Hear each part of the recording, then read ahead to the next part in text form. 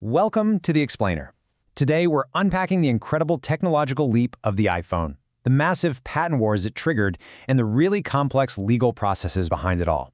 We're going to trace this remarkable journey from the very first multi-touch screens through the huge generational leaps of the early iPhone 3G, all the way to the iPhone 17 era and beyond. We'll be looking at exactly how each and every iteration pushed the absolute boundaries of hardware and software.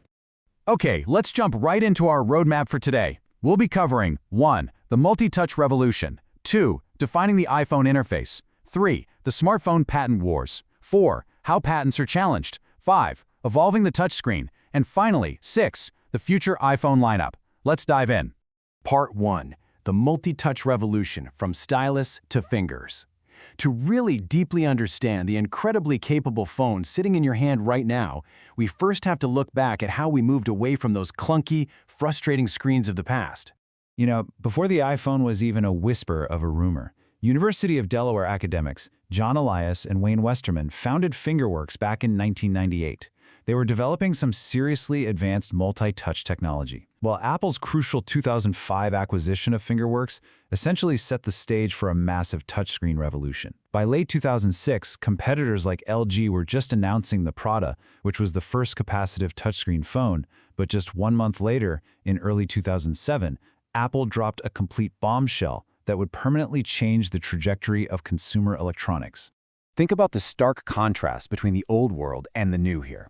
Older resistive screens relied on physical pressure, meaning they were incredibly sluggish and typically required a stylus just to navigate packed screens full of tiny, annoying controls. But by contrast, the capacitive multi-touch magical Apple was cooking up relied on the electrical properties of the human body. This made it highly responsive, entirely finger-based, and capable of detecting multiple points of contact simultaneously. This single, brilliant shift eliminated the need for physical keyboards entirely. Moving on to Section 2, Defining the iPhone Interface, a software paradigm. When 2007 rolled around, the world was introduced to an entirely new paradigm for mobile computing. The hardware was really only half the story. The software interface was where the true magic happened.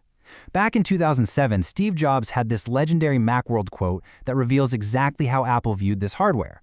Not just as a phone, but as 3 revolutionary devices seamlessly merged into one.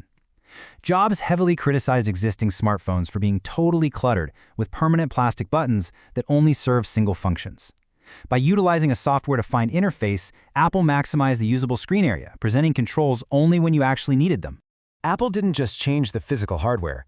They established human interface guidelines that became immediate, undeniable industry standards.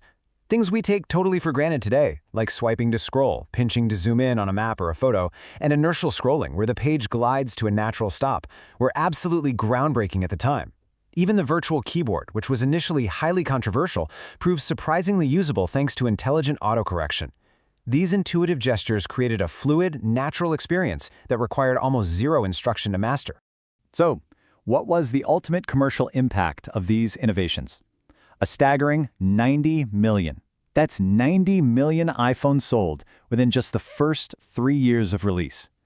Apple suddenly captured more than half of the global mobile phone market's profits. The smartphone revolution was well underway, and competing manufacturers had to pivot rapidly away from physical keyboards just to survive. Section 3. The Smartphone Patent Wars. Protecting Innovation. With that level of unprecedented commercial success, competitors obviously moved fast to emulate the iPhone's look and feel. In response, Apple quickly deployed a massive legal shield, launching the billion-dollar smartphone patent wars. Seriously, just look at the phone in your hand right now. The everyday features you see were heavily guarded.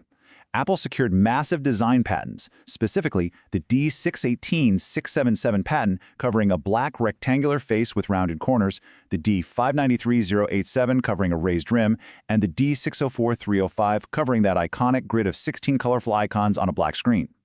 Apple wasn't just patenting underlying technology, they were literally attempting to patent the fundamental visual identity of the modern smartphone. And yeah, that led straight to massive legal battles. Apple aggressively sued industry giants like Samsung and HTC. These lawsuits were about owning the very concept of modern smartphone interaction, like that famous pinch-to-zoom technique we talked about earlier. Ultimately, this created a tragedy of the anti-comments, where the sheer volume of IP lawsuits actively threatened to stifle industry-wide innovation. Section 4. How patents are challenged, the USPTO process. But how do competitors actually fight back when they're sued over a foundational patent? They don't just fight it out in federal court. They turn to the complex bureaucracy of the United States Patent and Trademark Office to try and invalidate the patent entirely. This brings us to a dense but honestly fascinating legal mechanism called ex parte re-examination, which is governed by 35 U.S.C. 302. Basically, this is a tool used by anyone, including a competitor who is actively being sued, to request the USPTO to re-evaluate a patent that's already been issued. The challenger submits what's called prior art, like older patents or printed publications, to basically prove the invention wasn't actually new in the first place. So the process unfolds in a few key steps. First up, a request is filed along with a fee. Then, within 3 months, the USPTO must determine if a substantial new question of patentability is actually present. If it is, the actual re-examination is ordered and it proceeds with special dispatch, which essentially means they fast-track it. Ultimately, the whole process wraps up with the issuance of a re-examination certificate. The stakes here are incredibly high under MPP 2288. At the end of this entire process, the USPTO will issue a certificate that does one of 3 things. It cancels claims found unpatentable, it confirms claims that actually survive the challenge, or it incorporates newly amended claims. Think about it. If a core patent like pinch to zoom gets its claims canceled right here, it can completely derail a billion-dollar infringement lawsuit in the federal courts. Section 5. Evolving the touchscreen, beyond the original. While the lawyers were battling it out in the patent office, Apple's engineers didn't stop. They continued to push the absolute physical limitations of the touchscreen. This kicked off a relentless generational journey, driving massive improvements from the early days of the iPhone 3G all the way to the highly advanced iPhone 17 era we see today. A huge leap in this evolutionary journey was the architectural shift to in-cell technology. Early iPhones used standard LCDs, which literally stacked a touch layer right on top of a display layer. In-cell technology changed the game entirely by using the exact same electrodes for both display control and touch sensing. This brilliant bit of engineering shaved precious millimeters off the device, paving the way for the incredibly thin, light profiles we demand today. And the generational improvements certainly didn't stop at thickness.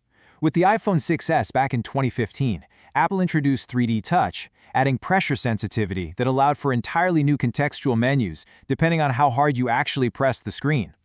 Alongside this came advanced haptic feedback. By utilizing sophisticated internal motors to provide subtle vibrations, Apple essentially returned a sense of physical tactile touch to these incredibly smooth glass screens, greatly reducing the ambiguity of digital interfaces. Which brings us to Section 6, the future iPhone lineup. What's next for Apple? So, where does all this relentless hardware innovation and intense legal maneuvering actually leave us as we look to the horizon? Well, based on recent source data and tracking, we are anticipating some massive generational shifts. Looking ahead to 2026, we're not just looking at the iPhone 17 lineage maturing, we are tracking the arrival of the iPhone 18 Pro with a smaller dynamic island and powerful new chips. But most excitingly, rumors are pointing directly to an iPhone Fold in September 2026, Apple's very first foldable device, potentially featuring an incredible 7.8-inch inner display with a minimal crease. As we wrap up this explainer, I want to leave you with this final thought. We've seen exactly how early multi-touch innovations spawned a full decade of intense legal battles over the basic shape of a smartphone and the very gestures we use every single day. In a rapidly approaching future dominated by foldable screens and deeply integrated AI, the next great patent war might already be brewing right now in the USPTO. Who will own the next revolution? Thanks so much for joining me on this journey, and keep asking the big questions.